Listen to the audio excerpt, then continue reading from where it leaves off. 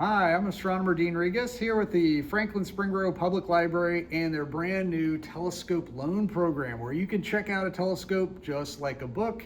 And so we've got the example right here. And I just wanted to run through some of the basics on using the telescope.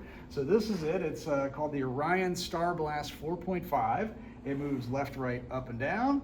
And just to get it all set up, it's very easy to use. You take the big cover off, you take the little cover off, and we'll be able to see that the light comes in through here, all the way through the tube, bounces off the mirror there, comes out the side, and this is where you look.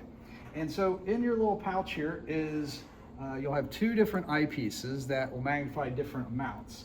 So if we open this up, we'll be able to see the two eyepieces. One comes in there, one in there. And so this is the eyepiece you want to start with. This one has a 20 millimeter on it, so that's the one you want to start with. This is the lower power eyepiece and makes it easier to find things. That just goes right on in here, and you can tighten it up with the 3 set screws. And let's say I want to aim at a star. All I have to do is kind of get behind the telescope, aim it up in that direction. You can put your head next to it and kind of line of sight up there. Then on the side of the telescope is what's called the finder scope, and that has a little knob that turns it on. Hear the click, and that'll project a little red dot into there, and so you can aim the red dot at the object you want.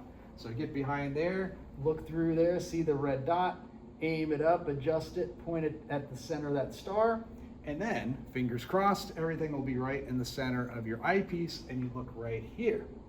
Ah, that's a star, definitely, I see it.